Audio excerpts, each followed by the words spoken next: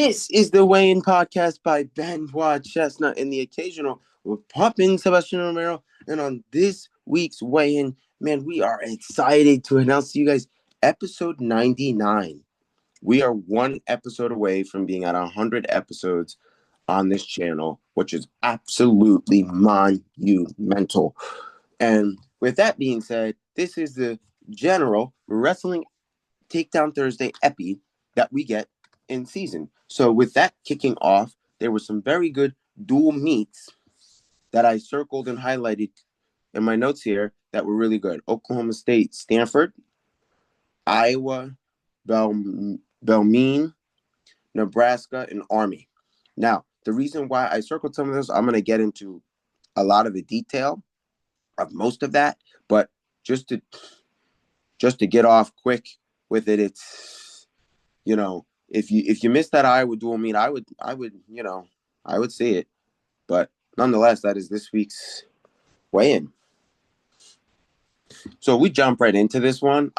First, I want to talk about that Iowa dual meet, dual meet around 6 days ago. What are the great things you learned from it? The bonus points. What was really great about that Iowa team is they were very well able to get the bonus points. We saw the tech falls that were able to happen. We saw some good wrestling. It was Dean Peterson's first time getting off on the mat. We got to see this Iowa team look really well. And a lot of it was, very good in terms of the results of what was going on. And I think that was really good. In terms of a lot of the wrestling, it looked very well. And I liked what happened in the Iowa versus Belmar dual meet. I really liked it, what was going on, because it was very well.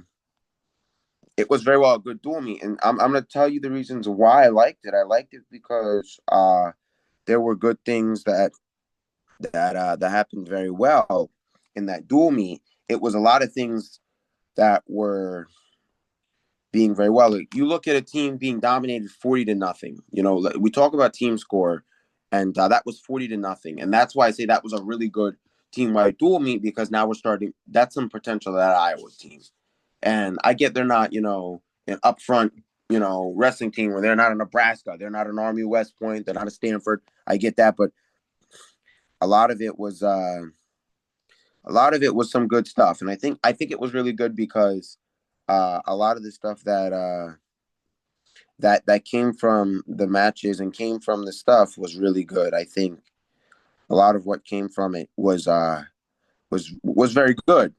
A lot of the things that came from it. When you break down what went on, I think Iowa did all the right things. So that's just one of the things that I like to say went very well. In this dual meet, and this is what I talked about, getting after it. You talk about some of the analytics here. The Iowa Hawkeyes had 31 takedowns to Belmine's 1. And Iowa had 5 tallied bonus point wins, including closing out the duel with 4 matches ending early. This is some stuff that we're starting to see here that went very well at the thing. So if we start off, what happened? And Dean, our D3 boy, real good, got a 3-0 Vic, real good.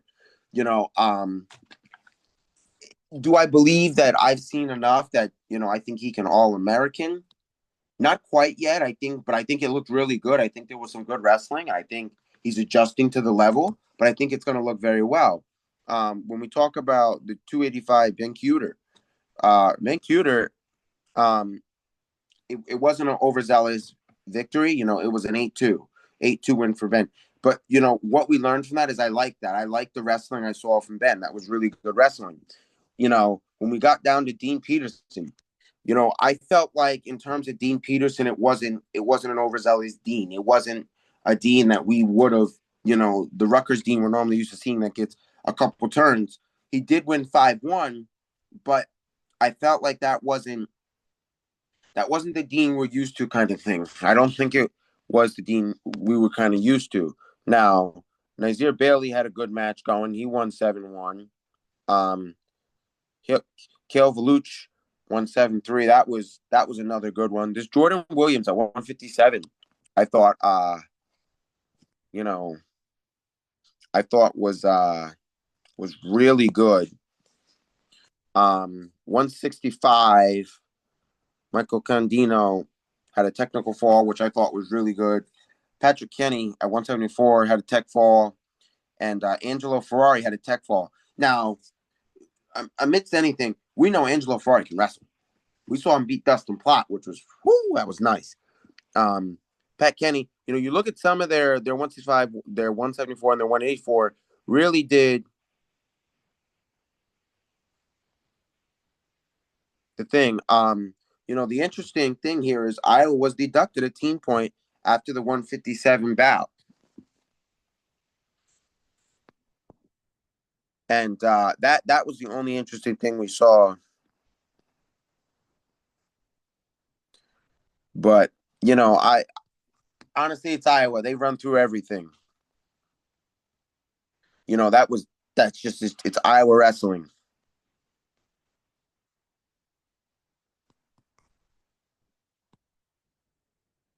And that's the nitty-gritty of it when it comes to Iowa wrestling.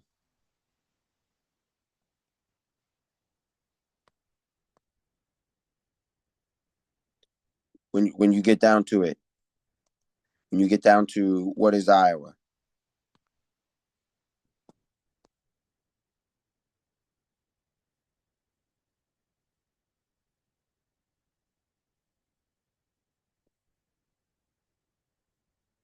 And that's a really good thing.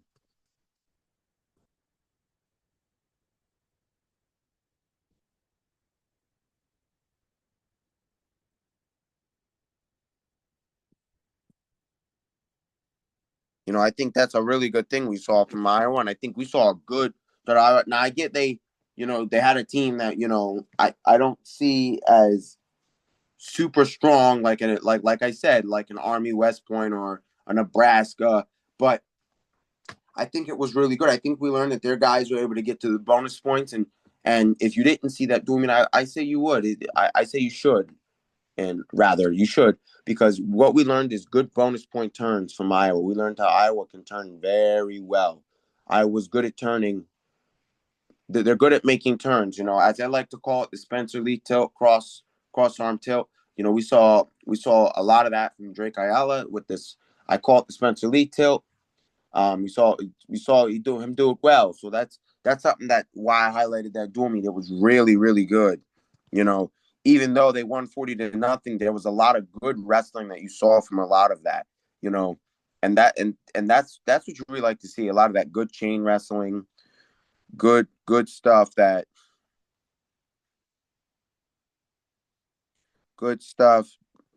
you like to see from a team like Iowa. From a team like Iowa, you like to see a lot of stuff like that.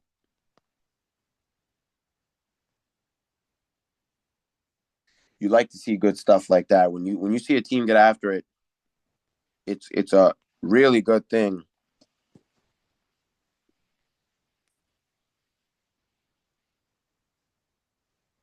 And I think that's really good. I think we saw some good things out of that dual meet, and a lot of things. What we saw a lot of good scrambling between a lot of these different dual meets everywhere. We saw a lot of good scrambling, a lot of good position. They most of the time when you're in a scramble, they talk about this. You got to get height in those situations, and they always say that because it, it helps in some situations depending on how you're scrambling, but it's always best to have the height in the situation because of the things that go on. It's always good to go. So we're gonna straddle on over to this Oklahoma State Stanford dual meet. And we're gonna get right off to what we're talking about. Troy Spratley. It was highly circulated. Troy Spratley. You wondered how he was going to be given all the coaching changes that had happened, but he's a great wrestler, Troy Spratley. Troy Spratley led things off with a tech fall. And that's another one we're talking about. Being able to get those bonus points make a huge difference. which I thought was a huge thing is if you didn't see this, it's 133. Tyler Knox of Stanford beating Richie Figueroa 13-9. I thought that was a really good match. I thought it was really good. The difference is a lot of them bonus points. I thought it was really, really good match. Sergio Vega had a tech fall of Jack. Aiden Valencia, major decision over Casey. That was 13-3. Landon had a major decision over Daniel Cardenas. Darren Lockett had a decision over Hunter Gavin, 2-1. That 165, 2-1. I thought that was a good match. That was a really good. That was a really good one.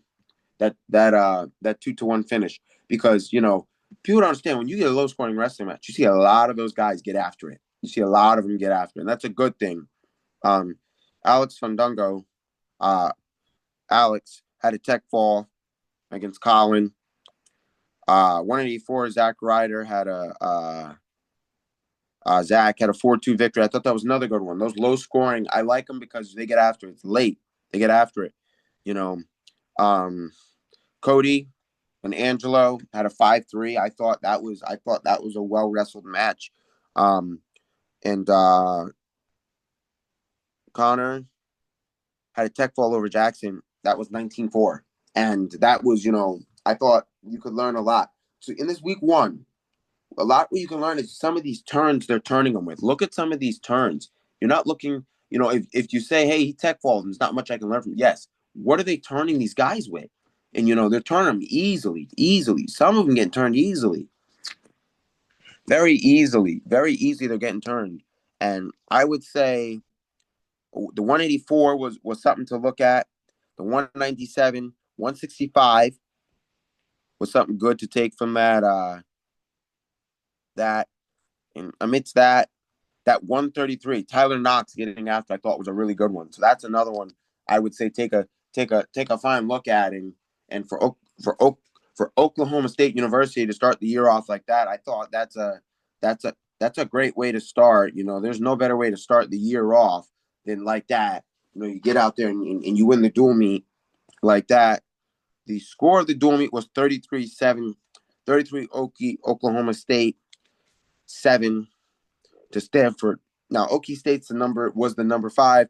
Stanford was the number 19. And you would expect of something like that, but it's going to be a very competitive year. I think Oklahoma State University's got a good-looking team. They got a good-looking team. What surprised me was Richie Figueroa getting beat at 133. I didn't have him getting beat. I didn't really think that was going to happen, but, it becomes a difference maker. And I don't remember exactly. Another thing that came up in my notes I put here is sloppy wrestling. There was a few sloppy finishes. I think it was more or less the Nebraska Army West Point. It was sloppy finishes, And I say sloppy because there comes a situation where you get an outside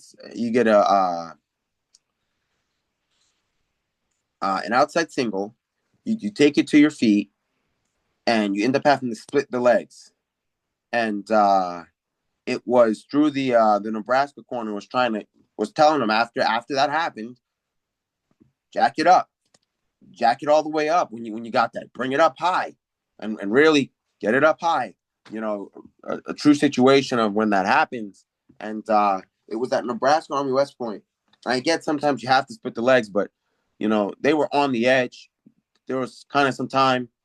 Bring them back in, like they say, jack it up. Don't finish nothing sloppy. Don't finish nothing sloppy, because you finish something sloppy, you end up giving up points. And that was a note I put down here, is that don't finish nothing sloppy. Don't finish nothing sloppy, because sloppy wrestling isn't going to win you a match. In any way, shape, or form, sloppy wrestling is not going to win you a match. It's not. And I talk about that because we see a little bit too much of that. The sloppy wrestling. It's not going to win you a match. Sloppy wrestling is not going to win you the dual meet. And it just, you got to take your time on your finishes, unless it's late. Unless it's a third period or end of a first, unless it's really 30 seconds or less left in the period. and you're at that 10 second, and you're getting to that 10 second, and you're from, in that 30 second going down. I don't say you need to rush your finish unless you're trying to get a late takedown and then not allow him a chance to get up. But you really shouldn't rush the finish, because you put yourself very vulnerably in some of the points, and that's something that to take away, is that you got to take your time, and that's what a lot of these, that Iowa Stanford, and I mean, not that Iowa Stanford, I mean that Iowa Belmar, and that Oklahoma State University Stanford. A lot of what you learned at some of those matches that were really close, the difference maker was the taking time on some of those close matches I mentioned. They took time on their takedowns. They didn't rush them, and that's why it made the difference. That's why you see a 2-1 and you're like, wow. And some of those were very well, you take bottom and you get out. This is the old thing we talked about before on the podcast. You know, if you put yourself down, you got to be able to get out. You got to be able to go to be a good bottom wrestler. Just because you say, I'm not good on bottom, but I'm a great top wrestler, I'll get a couple turns. Some of the best wrestlers are very difficult to turn. You don't turn them easy. And with that being said, you can't rely on, hey, I don't need to get out on bottom. I'm a great top guy. You got it. You do want to get out on bottom. You do want to get out on bottom. You really do want to get out on bottom. And I say that because it's one of those situations where you do want to try to get yourself out. Now, the dual meet that I kind of thought looked, this Nebraska Army West Point. And I just talked about it being given. I talked about sloppy wrestling. And I say that because it wasn't a lot. It was only at one point, and I think the Nebraska wrestler caught himself very well to say, hey, I can't do that. But what we saw on this, you saw, because I think in this, more than most, you saw some good scrambling from this Nebraska Army West Point. I thought Army did a good job of scrambling very well, and both schools, great job of scrambling very well in the dual meet, because those really do make a good scramble, and you can come out with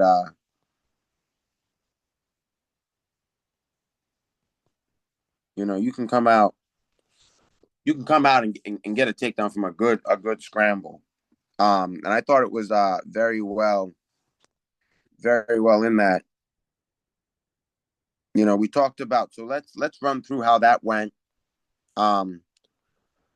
Let's run you through. First of all, it was a 33-3 team score. But sometimes this team score doesn't always reflect how some of those matches went. In some cases, I'm just saying in some cases. But it started off at 125. And it was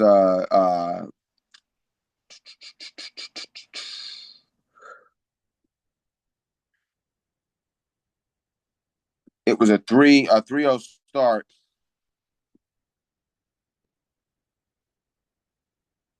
It was a 3-0 start.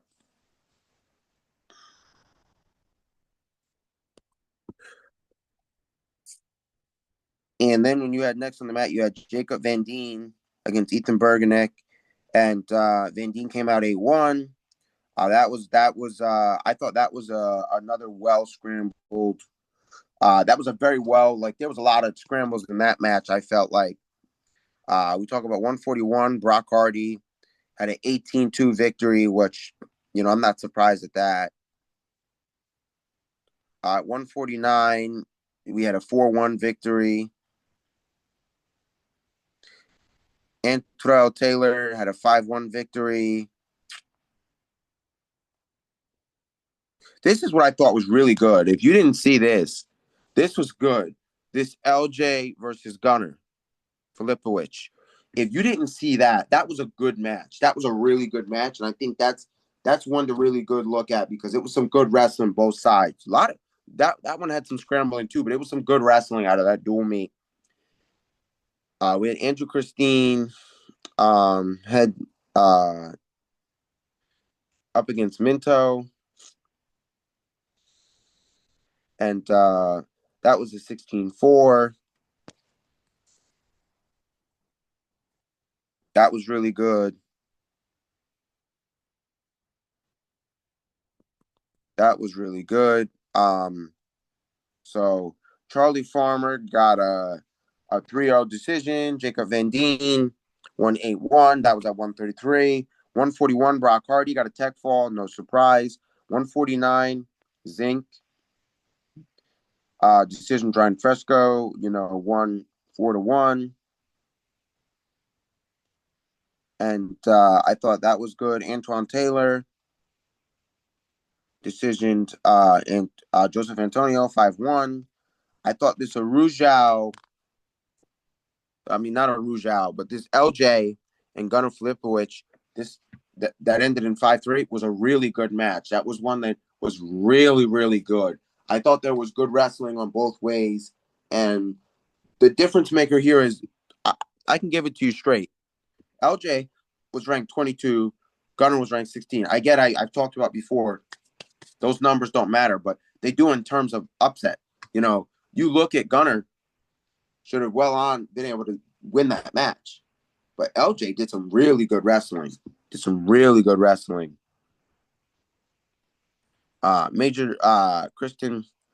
Christopher Minto got a major decision over Andrew Christine, and that was 16-4. Silas Alfred had a fall. Cameron McDaniel got a decision, 6-1. And this is one that I wanted to mention too. AJ Ferrari had a 4-0 decision.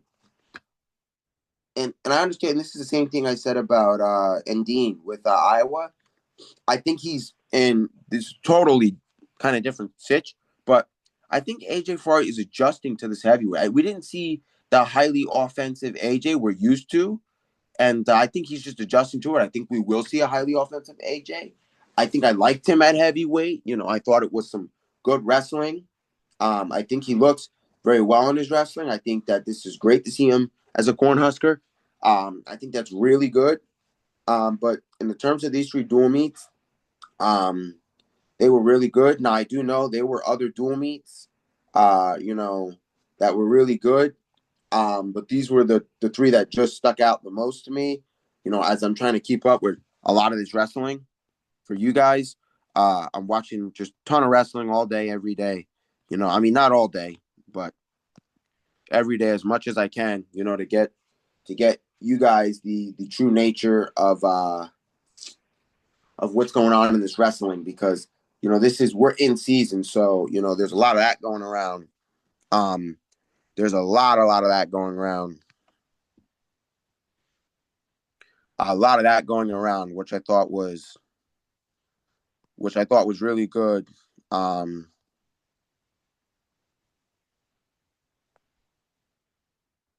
I thought it was really good. I thought there was some good stuff. I thought that,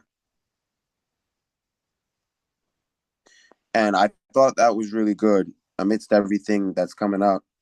All of that. So let's get you.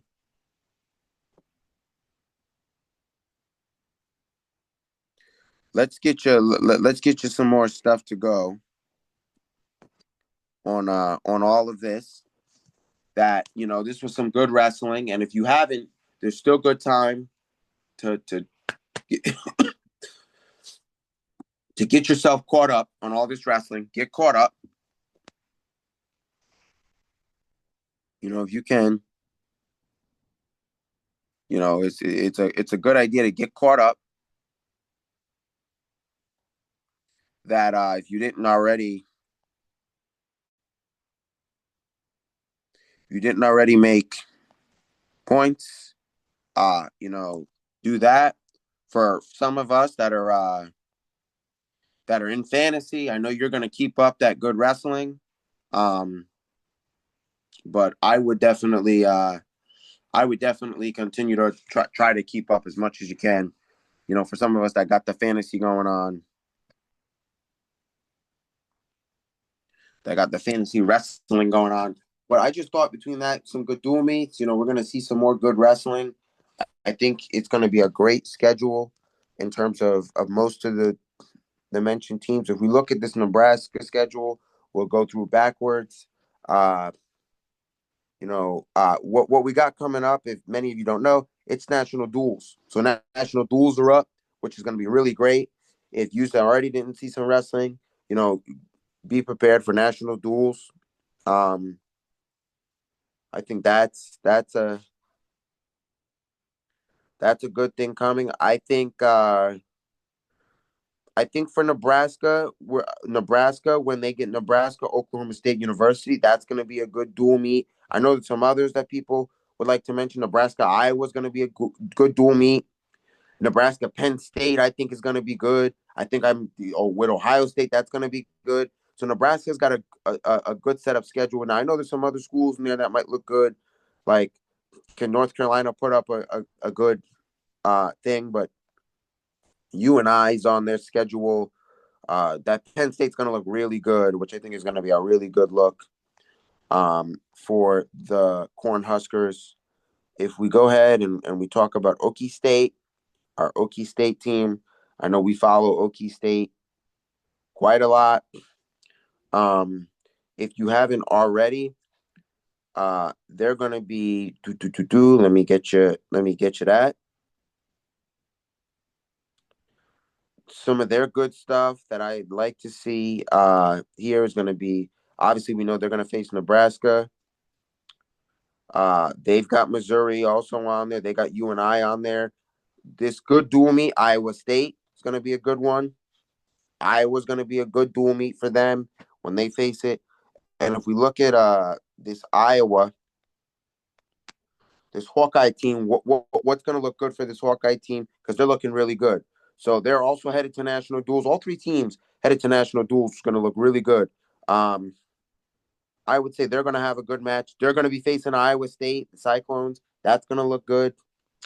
Um, I think another good one is they're going to be wrestling Penn State, obviously. They're going to have Nebraska on there. It's going to look really good. They got Ohio State on there. It's going to look really good.